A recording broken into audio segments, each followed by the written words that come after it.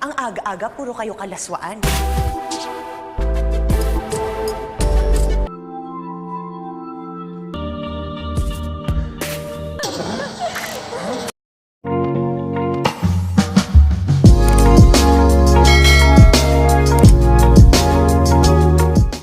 Awal film memperlihatkan seorang gadis cantik yang bernama Jaira sedang melakukan negosiasi untuk penyewaan lahan basah mantap-mantapnya. Jaira sendiri masih berumur 19 tahun dan dia juga masih bersekolah. Di sana Jaira sedang bersama seorang pria yang bernama Ronan. Ronan baru saja kehilangan pacarnya karena meninggal dunia. Dia lalu memilih menggunakan lainan genjot untuk melampiaskan rasa rindu kepada pacar tercintanya. Dan kebetulan Jaira ini mirip banget dengan mantan pacarnya yang bernama Sophia. Setelah sepakat dengan harganya, Ronan pun meminta Jaira untuk menggunakan seragam sekolah seperti yang sering digunakan oleh Sophia. Setelah Jaira selesai mengganti pakaiannya untuk menjadi seorang anak gadis sekolah, Ronan pun dengan perlahan mulai melucuti dan menjelajahi setiap jengkal tubuhnya Jaira. Jaira yang tidak mau kalah juga melucuti celananya Ronan, lalu melahap habis sosis kulitnya itu. Merasa sudah cukup licin, Jaira lalu mendorong tubuhnya Ronan dan menaiki Ronan sambil bermain kuda-kudaan di atas tongkat kesenangan milik Ronan. Singkat cerita, setelah selesai menghajar tongkat dagingnya Ronan hingga memuntahkan air putihnya, mereka pun saling bercerita. Ronan bisa menemukan Jaira atas bantuan sepupunya yang bernama Tommy. Nah, karena Tommy ini pelanggan setia layanan genjotnya, jadinya Ronan bisa bebas memilih gadis mana saja yang pingin dia jelajahi. Malam harinya, walau habis digenjot, paginya Jaira tetap rajin belajar di sekolah. Sepulang dari sekolah, Jaira pun kembali dipakai oleh Ronan. Terlihat Jaira nampaknya sangat bahagia dan menikmati kebersamaannya dengan Ronan. Karena Ronan memperlakukan Jaira dengan baik dan lembut. Tidak hanya itu, Ronan juga selalu memberikan bayaran yang begitu banyak kepada Jaira, hingga membuat Jaira begitu bersemangat memberikan kenyamanan pada batang kulitnya Ronan. Keesok harinya sepulang dari sekolah, Jaira kembali dinaiki oleh Ronan. Setelah beres mengganti oli putihnya Ronan, Jaira langsung pergi untuk menyewakan lahan basahnya kepada pria lain. Tapi saat si pria ini meminta yang aneh-aneh, hingga meminta lubang keriputnya Jaira, Jaira pun memilih menolaknya dan pergi dari sana. Untuk menghilangkan kesalnya, Jaira lalu menghubungi Ronan untuk bertemu, dan mereka pun bertemu di sebuah kafe. Di sana mereka menghabiskan waktu berdua. Malamnya terlihat Tommy, sepupunya Ronan yang menjadi pelanggan setia layanan genjot ini, sedang menelpon Ronan. Tommy pun menanyakan bagaimana goyang dan lahan basah miliknya Jaira. Tentu Ronan sangat puas dengan rekomendasi yang Tommy berikan. Di seberang sana, Tommy sendiri sedang dilayani oleh dua gadis sekaligus. Tidak tanggung-tanggung, Tommy dilayanin langsung oleh Madam Alexis, sang pemilik layanan genjot ini. Singkat cerita, hubungan Ronan dan Jaira semakin dekat. Mereka berdua bukan hanya sebatas jual beli layanan genjot, tapi lebih dari itu. Mereka juga saling memberi kabar dan perhatian satu sama lain. Ya, walaupun setelah itu, mereka berdua pun saling memancing dan memberikan atau layanan jarak jauh. Hari-hari selanjutnya, mereka sering menghabiskan waktu berdua. Lalu saat di kamar, mereka bermain peran sebagai guru dan murid. Kali ini Jaira yang berperan sebagai guru. Dan Jaira akan memberikan pelajaran tambahan kepada Ronan, supaya Ronan bisa semakin pro. Dari kamar, mereka pun pindah ke tepi kolam renang. Suasana yang sepi dan teduh membuat mereka melanjutkan pelajaran tambahan. Jaira meminta Ronan melakukan goyang dua jari, memutar dan mencari biji di goa hitam miliknya Jaira, sehingga membuat Jaira yang menyemprotkan air mancur dari gua basahnya itu. Mereka pun semakin antusias melakukan hal itu, hingga mereka melanjutkan kegiatan bercocok tanam untuk menancapkan singkong berulangnya Ronan. Keesok harinya saat akan berangkat ke sekolah, Jaira mendapatkan telepon dari Madam Alexis, pemilik layanan genjot ini. Madam hendak mencegah kedekatan Jaira dengan Ronan, karena Jaira terlalu fokus kepada Ronan, sehingga melupakan pelanggan lainnya. Sebab Madam Alexis ini takut jika suatu saat Ronan akan bosan dan Jaira bakalan tidak mempunyai pelanggan. Tapi walaupun Jaira habis dimarahin oleh Madam Alexis, Jaira masih aja tetap untuk terus bisa dekat dengan Ronan. Bahkan Jaira sudah berani mengajak Ronan ke apartemen pribadinya. Di sini Ronan semakin menginginkan Jaira. Ronan juga sudah berani melarang Jaira untuk menyewakan lahan basahnya kepada pria lain. Ronan juga berjanji akan membicarakannya secara langsung dengan Madam Alexis untuk memiliki Jaira seutuhnya. Tapi saat setengah malam, Jaira yang masih tertidur dikagetkan oleh telepon dari Madam Alexis. Dia menyuruh Jaira untuk melayani seorang pejabat pada besok malam. Awalnya Jaira menolak, dikarenakan dia sudah ada janji dengan Ronan. Tapi Madam terus memaksa Jaira untuk melayani pejabat ini, karena pejabat ini merupakan pelanggan VIP dari Madam Alexis.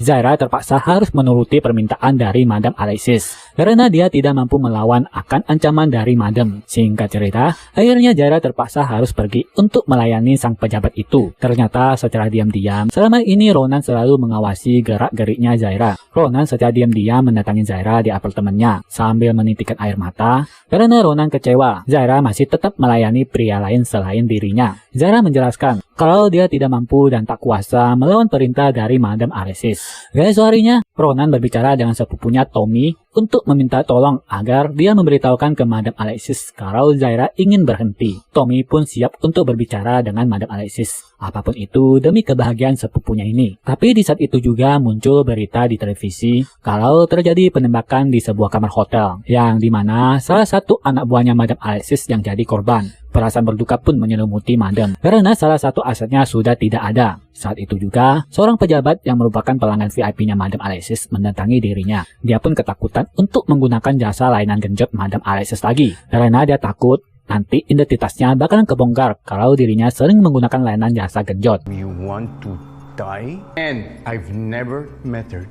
Baka yung boyfriend na nga. Di sisi lain, saat hendak pulang sekolah, ternyata salah satu pelanggan Zaira merupakan bapak dari teman sekolahnya. Itu tidak sengaja diketahui ketika bapak itu hendak menjemput anaknya yang pulang dari sekolah.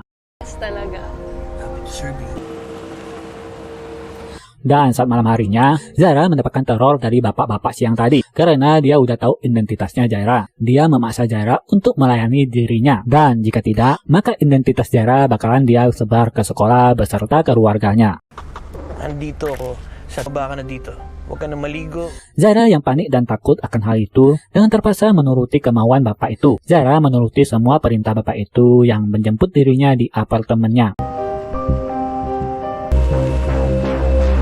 Sesampainya mereka berdua di sebuah hotel, Zaira harus menerima goyangan yang keras dan kasar dari si bapak ini. Sambil menitikkan air mata dan menahan rasa sakit perihnya, Zaira pun hanya cuma bisa pasrah sambil sesekali menikmatinya. Keesokan harinya, karena semalam Zaira yang mendapatkan gempuran dahsyat dari si bapak itu, membuat dirinya harus dibopong oleh bapak ini dikarenakan dirinya yang sudah lunglai, lemas, dan tak berdaya. Ronan yang melihat itu semua menjadi sangat depresi. Ronan yang ingin Zaira seutuhnya, selalu mendapat gangguan dari om-om yang ingin mendapatkan kehangatan tempenya Zaira. Ronan bahkan tidak makan selama 3 hari. Orang tua Ronan yang kebingungan menanyakan perihal itu kepada Tommy. Tommy pun menceritakan ke orang tuanya Ronan kalau wanita yang dekat sama Ronan adalah seorang karyawati micet alias klonet, wanita pelayan genjot yang membuat Ronan patah hati. Di sisi lain, Zaira pun mendatangi ke kediaman Madam Alexis. Sambil menangis, Zaira meminta tolong kepada Madam Alexis untuk melindungi dirinya dari perlakuan kasar dari bapak-bapak yang tadi itu. Karena bapak-bapak itu benar-benar mengancam Zaira dan akan menyebarkan identitas Zaira ke keluarga Zaira. Sinabi niya na ibubuko niya sa mga klase ko. Mendengar itu, Madam Alexis pun seakan mengerti apa yang sedang Zaira rasakan. Oleh karena itu, Madam Alexis pun memberikan Zaira sebuah pistol untuk berjaga-jaga. Madam lalu berkata, walaupun mereka hanya pelayanan genjot, tapi mereka masih punya harga diri. Siguraduhin mo lang na dala mo yung baril mo. Singkat cerita, Madam Alexis dan Zaira pun melakukan sebuah jebakan kepada bapak itu. Mereka berdua berpura-pura memberikan layanan genjot kepada bapak itu. Tapi di saat dia lengah, Madam Alexis pun menembaki bapak itu dan memberikan pelajaran. Ternyata bapak ini adalah seorang pengusaha sukses. Hasil berita ini pun langsung masuk berita di mana-mana dan membuat heboh di negeri itu. Ilang hardware store sa Maynila, Pasay. Tommy dan Ronan yang sedang melihat berita ini melihat ada Zaira yang sedang tertangkap basah dalam rekaman CCTV tempat kejadian itu. Na may dalas ang baril. Kaya Zaira sendiri sudah pergi ke tempat terpencil untuk mengasingkan diri. Zaira langsung menelpon Ronan untuk meminta bantuan.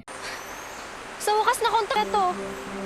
Nagbago na ako. Seketika Ronan pun datang dan membuat Zaira sangat bahagia. Malakas ang kuto. Zaira lalu menceritakan apa yang sebenarnya terjadi antara dirinya, Madam, dan bapak itu. Zaira juga ingin pulang ke kampung dan memulai semua dari awal. Mendengar itu, Ronan pun menyetujui rencananya Zaira. Tapi di sini ada yang aneh pada Ronan. Dia langsung menarik Zaira untuk berangkat sekarang juga. Dan disinilah plot twist-nya. Ternyata Ronan ini mempunyai kepribadian ganda yang bernama Conan. Conan adalah kepribadian yang bengis dan tidak kenal rasa takut.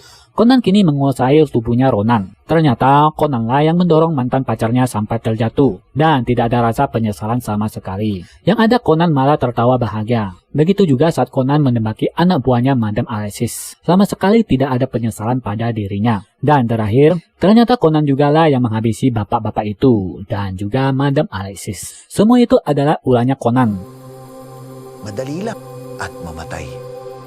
Dan tiba-tiba Conan ditembaki oleh anak buahnya Alexis yang sudah mengikuti gerak-gerik Conan selama ini. Lalu kepolisian pun datang menangkap anak buahnya Alexis dan meninggalkan Jaira sendirian yang masih sangat syok. Kalau selama ini ternyata dirinya melayani seorang psikopat. Tamat. Oke, itulah alur cerita dari film Dobrado 2022 yang kita ngintip-intip kali ini. Dan jika kalian suka, silahkan bantu like video ini. Jangan lupa subscribe channel ini agar kalian tidak ketinggalan pada saat kita akan ngintip-intip film mantap Asia lainnya. Sampai jumpa dan bye.